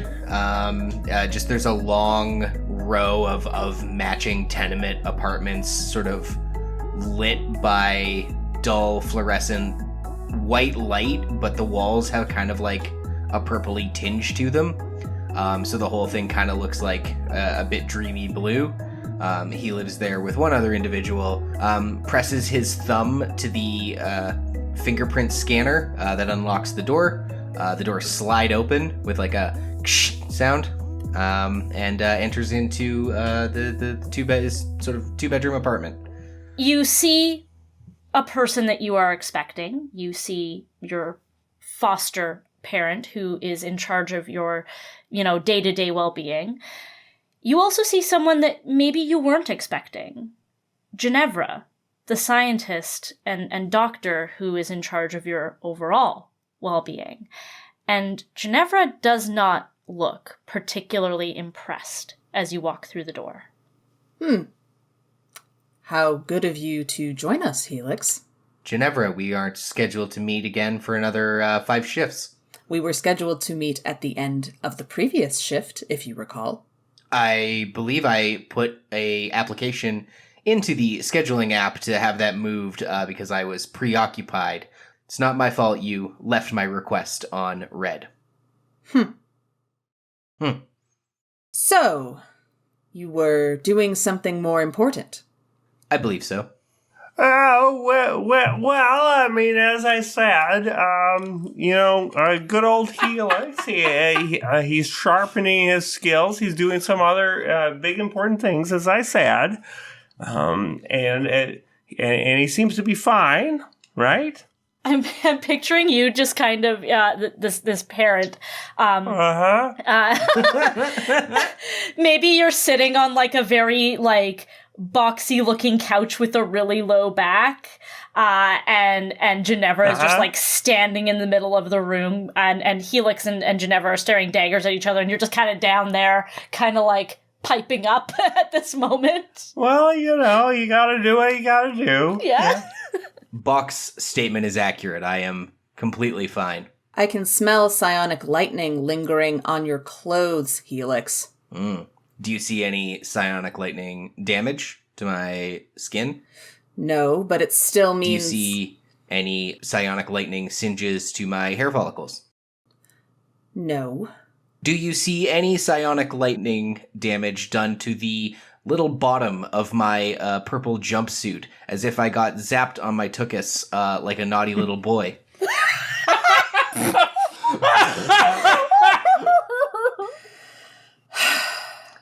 I suppose the answer is no to that as well. So yes, I am fine. Thank you, Doctor. You admit you were off-world then?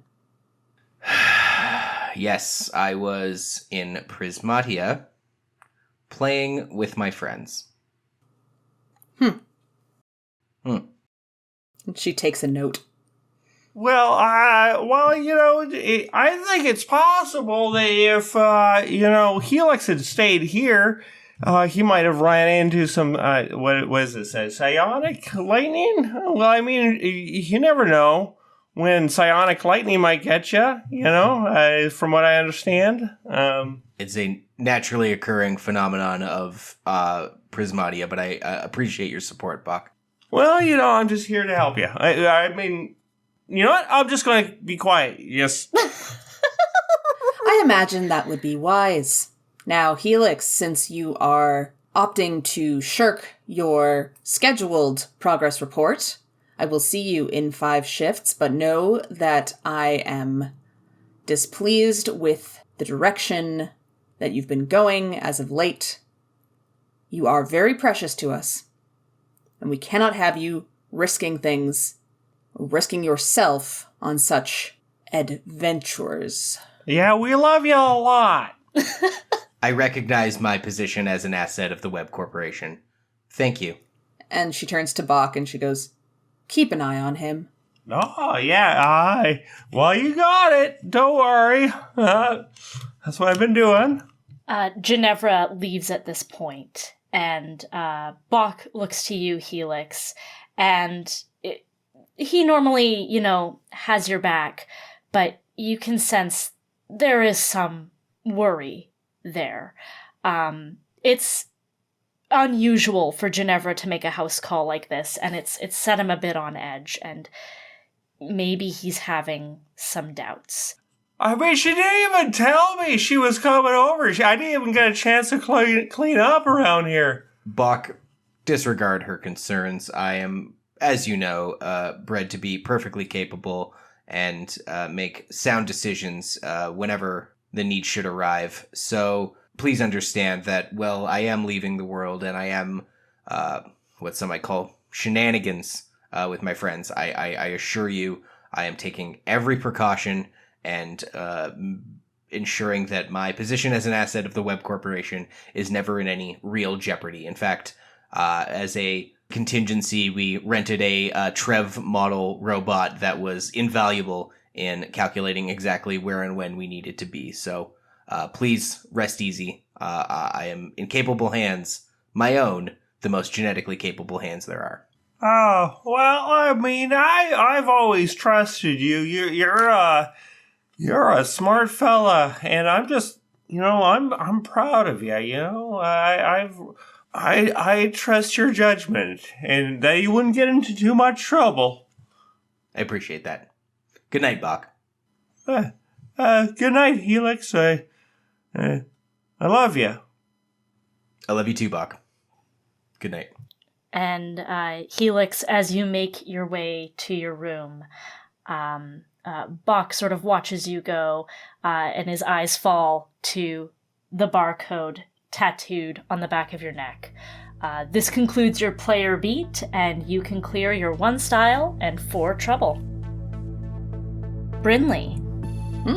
You and Maeve make your way together to Lansden Enterprise Mega Tower, and what you enter into is an empty floor as far as you can see, only marked at this point by pillars.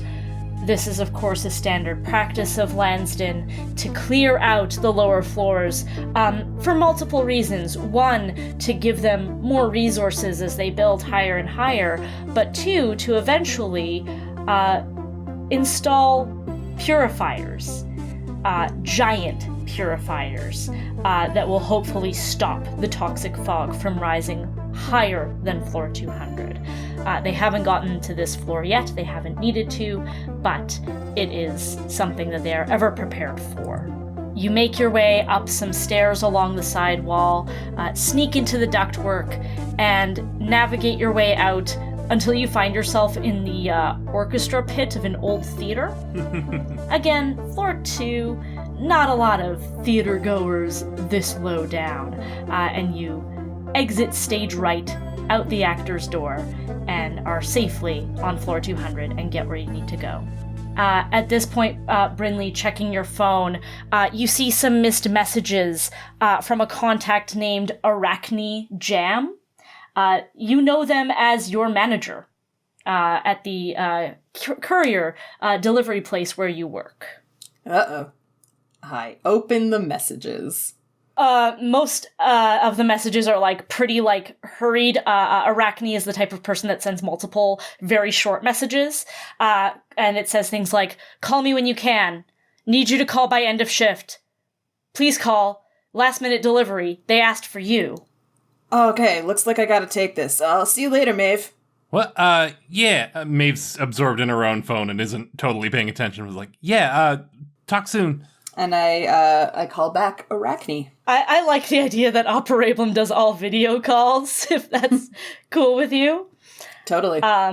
So this pale face just fills your video feed with these white eyes that are big even for Operablum standards. And there's this just kind of flustered person on the other end and is like, oh, thank God. Okay, you called me back. Great. So, I need you to pick up a delivery, and I'm going to send you the pin right now. And there's a ping on your phone as you see where you need to go. And Arachne says, please just, if you can come pick up this package and drop it off there right away. They said they wanted it done by end of shift, and I know that doesn't give you a lot of time, but they also specifically asked for you, otherwise I would have sent a drone by now. Do you think you can do it? Yeah, I got it. Laters. Oh, okay. And then they get cut off as you quickly and confidently hang up on them. So we're going to say that you know by heart how to get to the post office. Where do you see it pictured in Lansden Enterprise Mega Tower? I think that's pretty utilitarian, so maybe it's in the 400s somewhere. And probably pretty central, maybe? Mm-hmm, yeah. So you take a quick hyperlift up to floor 437. You get to the post office, and Arachne is there behind the desk. Behind them is just a vast sort of hallway with cubbies upon cubbies. Some that you know are for mail and packages, and some that you know are for the drones. Mm-hmm. And they're like, oh, good, okay, here you go. And they give you this sort of rectangular package that's not really labeled. It's a little hard to tell. Maybe there's a computer part or something in there. But it's pretty rectangular and opaque, so it's hard to tell the contents. All right. Anything else I need to know? No, because you've got 3 minutes. All right. See you later. See ya! And they get cut off as you bolt back out the door. So Brinley starts running. Mm-hmm. And as she goes Is the pin higher or lower than the post office? I'm gonna say it's lower. It's sort of in like the mid 300s. Let's say it's 364. Cool. So you might expect that she goes to the hyperlift, but instead she goes to a nearby pedway. Okay. And finds a, like, I don't know why it's there. Let's say it's a trapdoor. Sure. Some kind of, like, service hatch. Or maybe it's like, I'm picturing this being like a pedway inside Lanston itself. So it might just be an open pedway. You know, okay, taking cool. the view of Lanston. There's not much to view, to be honest, but it's still kind of like an open thing. Sure. So she runs to the pedway and vaults over the side. People gawk as you go into a free fall. And then she uses her gravity gauntlet to attach to a nearby pedway a la Spider-Man. and goes swinging down. Yeah. And kind of continues in this manner. Like, she hits the wall, uses her hand to steady herself, slides down, gravities to another pedway, and just, like, makes her way down in this way as fast as she possibly can. Amazing. So you're just basically, like, dropping and gravity vaulting yourself down, what did I say, like 70 floors? Mm-hmm. All right. 364 approaches ever closer. You're kind of at the center. You need to make your way closer to the edge. And as the pin sort of gets closer, you realize that it's kind of like sort of another, like, similar tenement apartment sort of situation, but these are kind of like apartments / studios, like the people that want to live where they work kind of situation. Mm-hmm. So it's kind of in a grid, but I'll say it's like you have to get into a hallway, but it's like a fairly, like, tall sort of hallway, maybe with some, like, pillars and, like, little, like, corner chairs and stuff where people can sort of sit, should they so choose, or go on break, let's say. As she reaches floor 364, and she breaks out into a run down the pedway, down the hallway, fully vaults over the chairs, does not swerve around them, goes completely straight over them, doing that, like, that parkour leap that they do, you know the one. Oh yeah. I can picture it. Yes. And like, she doesn't wall run on the pillars because that would be inefficient. Okay. But it would be cool. Do you use your gravity beam to sort of, like, pull yourself and just, like, you're almost sliding along the floor? Yeah, I do that. Nice. The pin gets closer and closer, and you get to the door. All right. She knocks. You knock. The door opens, and this tall, thin, angular sort of Maeveline answers the door. She's got long mint green hair that's kind of pulled to one side and is just kind of tumbling over one's shoulder. Like the same sort of washed out complexion that Maevelines tend to have, and yellow eyes.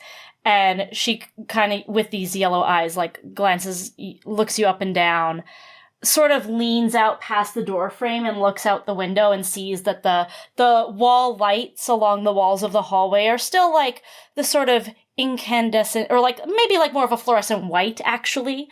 They haven't yet flickered over to the more incandescent feeling yellow that would indicate that the shift has changed. And she looks at you and she says, "Well, I am impressed."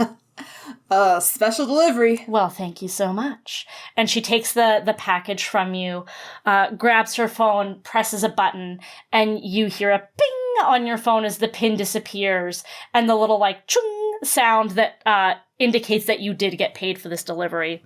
Yay! That's right on time. I have to admit, I wanted to see you in action, and I am not disappointed. Thanks a lot. It's what I do.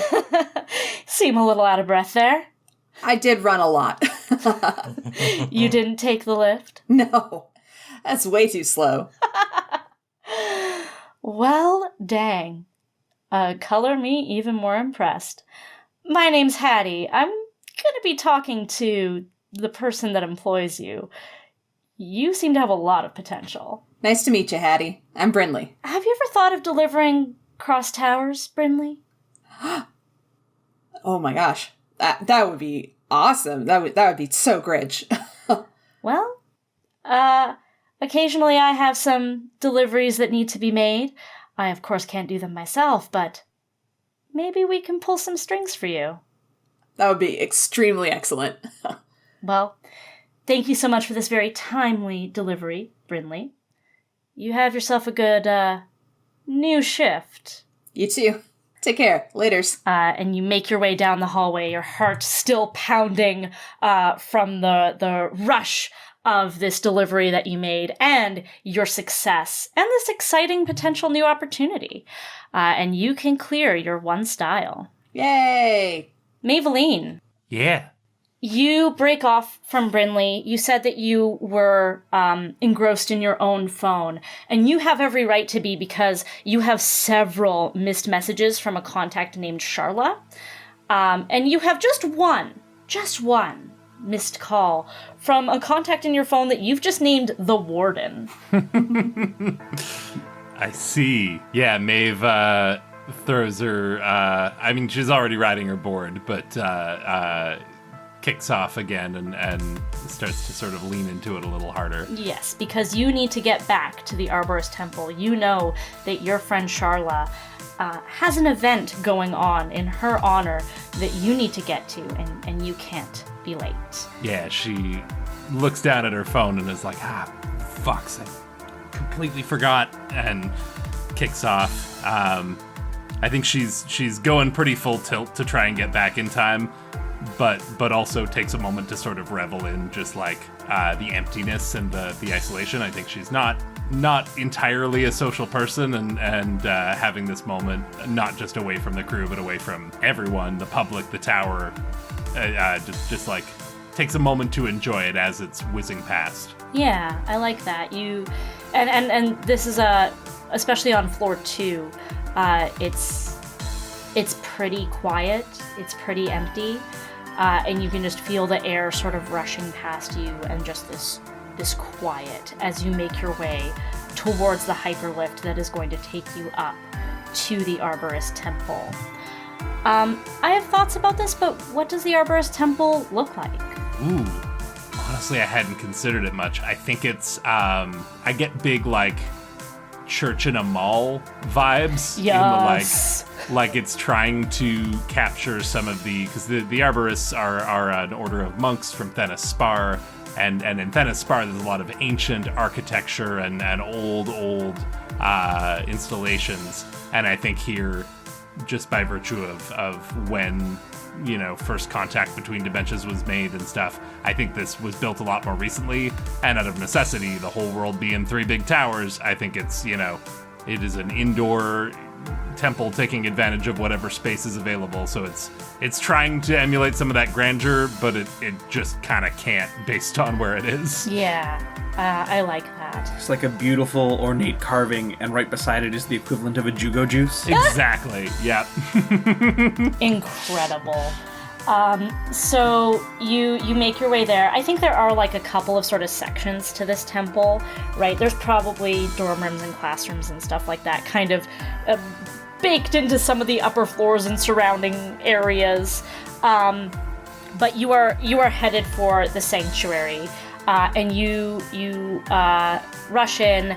I think you sort of take like a side sort of entrance into the sanctuary that would sort of take you sort of just off stage.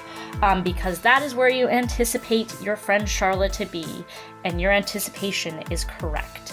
She is there in robes that you don't normally see her in. This is kind of a big deal for Charlotte right now, and she turns and she notices you. She's Operablin. She's wearing the 2-armed robes, but robes that aren't normal to her, and she turns and notices you. Maeveline, sweetheart, I didn't know if you were going to make it on time. Yeah, listen, Charla, I'm really sorry about that. I meant to be here sooner, but you know how it gets sometimes. Did I miss it? No, I'm just a few up from next, but wait, were you out Are you blasting again? Hey, listen, it doesn't matter. Today's about you. Today's your day. Let's not make this about me, okay? This is a big day for you. You've been waiting for this. I don't want to spoil it at all. I'm here now. I should have been here sooner. I am sorry, but I want to be here for you. No, you're right. It's all okay. I'm glad you made it. And she pulls you into a hug, I think. You can feel she's trembling a little. She's quite nervous, but she's happy you're there. I don't think Maeve gives a lot of hugs, just the type of person she is. But I think, ironically, she gives great hugs. Those extra forearms just like wrap around you, and I think squeeze you a little tighter than usual. And she kind of looks you in the eye and says, "Are you nervous?" Well, it's not something that happens every day, but it's bound to be exciting. It's a really big thing for us to grow this way. And gosh, I guess it's all a little much right now, but knowing that both you and I have come here is pretty thrilling. Well, this is a touching reunion indeed. And both of you turn to see this tall Thenispartian. He has like kind of pale sapphire sort of skin. His hair is pushed back. He's got really tiny round glasses. And he's got one book under his two left forearms. And he looks at you, Maeveline, and says, "It is good to see that you are taking these types of ceremonies seriously, Maeveline. This is very promising." This, of course, is Forrester Tarmant, who is in charge of the Operablin branch of the Arborist Temple, and thus the one in charge of Maeveline's progress. She turns to look at him and says, "Good day, Warden, Tarmant, Forrester Tarmant, sir." Well, we should probably get you to the sanctuary so that you can watch the ceremony, Maeveline. Of course, we've discussed your progress, and you're not yet quite ready to graduate to this level quite yet. Yeah, I mean, each in our own time. I know how it goes. And she kind of like lets go. I think she still had her arms on Charlotte's back, and she sort of like lets go of the hug, but sort of slides both forearms down one arm and gives your hand a little squeeze with one hand and then a little squeeze with the other hand, because there's two of them.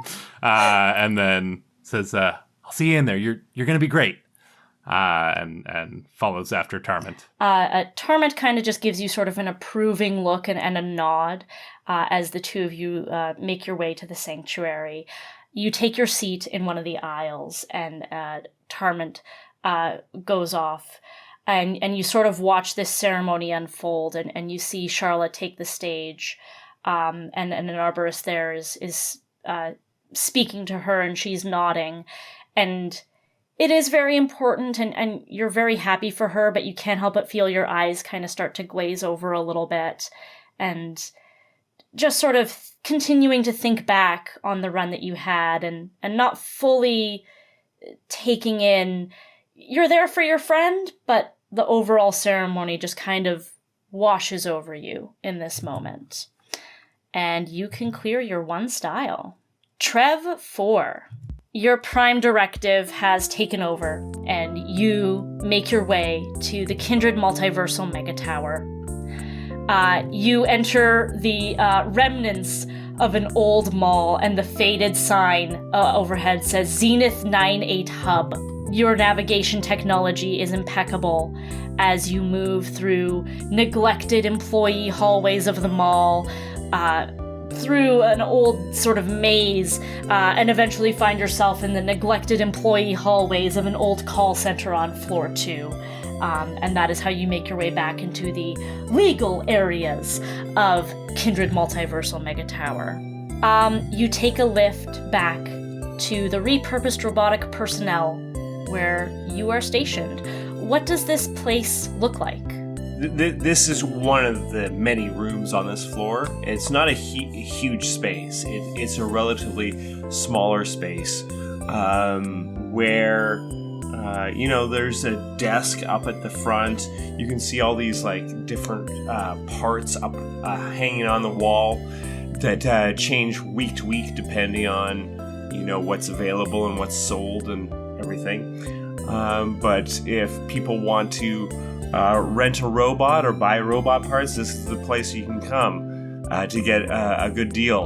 And Trev4 walks kind of into the space where he normally returns to at the end of a day, turns around, gets ready to back into a plug that will go into his back. As you enter this shop, as you make your way towards this port where you're going to back in, this little, it almost looks like a scrubber brush, a sentient scrubber brush, sort of scuttles up to you and climbs up your surface and starts giving you a little polish, and you can sense there's in addition to the bristles, there's a little almost static bristles that are cleaning up the psionic static that you've sort of accumulated. And it's just sort of giving you a little shine and is making its way up along your chassis and up your arms and legs. And following this little scrubber bot is the mechanic in charge of the repurposed robotic personnel, and just sort of looks you over with a slight concern. Hey there, Trev. How was the run? The run was successful. We satisfied customers all around, or what? I believe so. They were happy with my performance. That's good. That's good. You keep them coming back. That's the way we get them, right? You get them on the lease. I believe that it will be possible for them to come back and lease me again. Yeah, repeat business. That's what I like to hear. You got to keep the customer satisfied, and you get the repeat business. This is all looking very good, Trev. And hang on, what's the maintenance bot picking up there? And he kind of moves in to check some readings and is like, "You got some kind of psionic static here? What happened here?" We encountered what is known as a glasshopper inside Prismatia, and it attacked, and I did my best to protect my clients. Well, of course you did. That's what you're programmed to do. But listen, a glasshopper, I ain't never heard of nothing like that. But psionic static, that can really mess with you if you take too much of too high a dose. Are these guys taking you out on high risk assignments? Should I be charging them extra for this? Should there be a hazard pay situation going on, some kind of collateral in case you come back all loopy from the static? I suppose it might be prudent to charge them such. I am, of course, supposed to follow them wherever they take me, but it does seem like they did use me in a dangerous area. Yeah, voiding the terms of service there. That's gonna need a little bit of extra incentive to take you out on stuff. See, this is what I love about you, Trev. Here, I know that I can trust you. You're a company bot through and through, and you're always reliable. I appreciate that. Well, I do believe that it's important for us to support the Kindred Multiversal Megatower, and if I have been damaged and it is a part of the lease, they should pay. But I do not believe they intended to harm me. Listen, it doesn't look like you're too beat up this time. We're not going to worry about back pay for hazard, but those guys come back around, and from what you tell me, they might. We might have to get them to sign on to the next tier of the agreement here.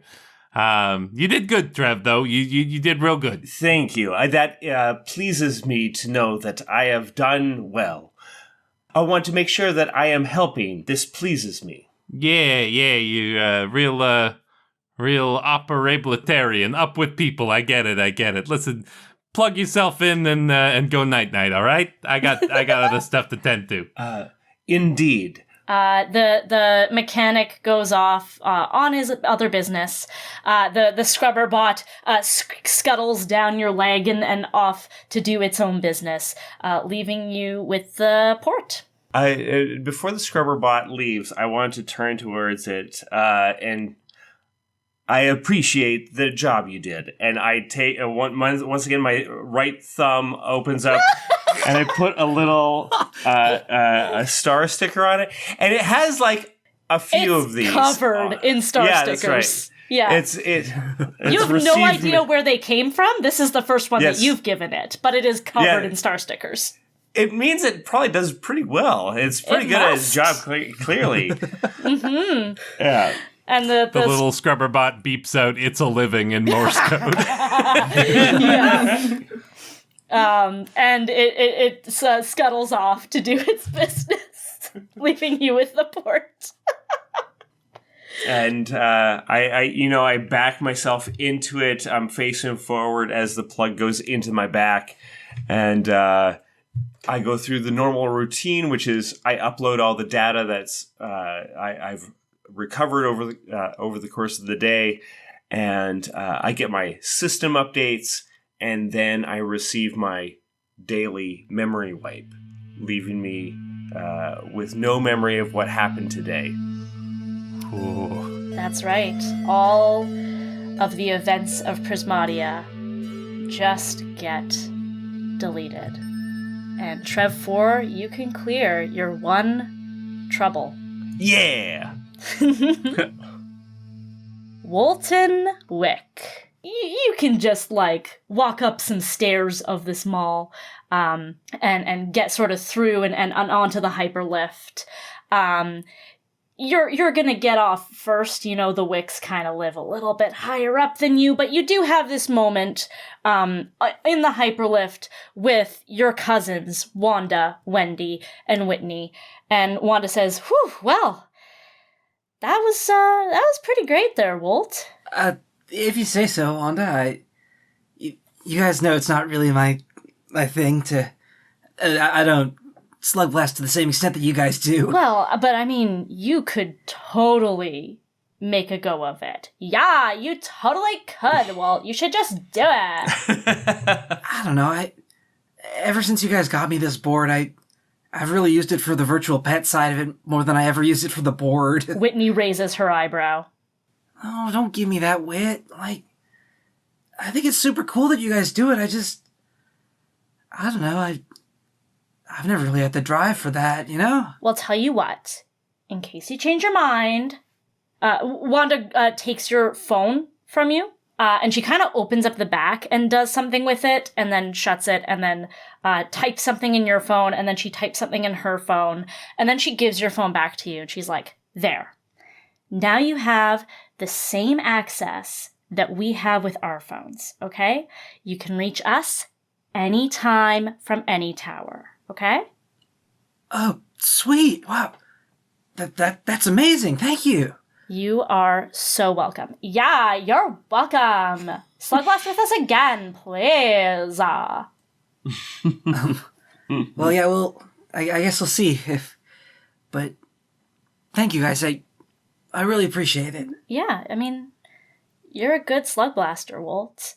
And then the hyperlift door dings, and the doors slide open on your floor. Yeah, but I think I may be a bit of a better pet owner. Whitney rolls her eyes. Anyway, I hope you guys have a good next shift. Yeah, you too. And you make your way out, and one of them boops a card, and you see sort of like an upper number pad kind of like light up as the doors close behind them.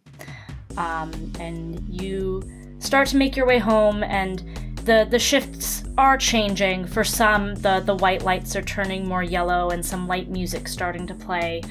For others, there's like a ding, ding, and there's like a chime as the lights start to brighten. For you, Wolt, The lights are kind of like sunset-y gold, and they sort of change to sort of more of a blue. The neon advertisements all around you sort of like get this like orange wash to them. You know how sometimes there's like features where the blue light is taken out of LEDs so that you can sleep better? That's kind of what the advertisements are kind of going through right now as you're making your way through the streets, quote unquote. You're indoors, but they look functionally the same as streets, towards your apartment. I think it happens to be along the side of the tower that looks in toward the space between all three of the towers. Ooh, yeah. And as per usual, as he unlocks the door and steps on inside, none of the lights are on. You just sort of see some of the faded neon shining in through the blinds, lighting up the rest of the space through sort of just environmental light in that way. And Wolt he's had his nose down, focusing on his Daibo Vice, just feeding Scampykin the whole time as he was walking home through the crowds on 303. Excellent. And you make your way into your apartment, and it's empty. Your parents aren't home.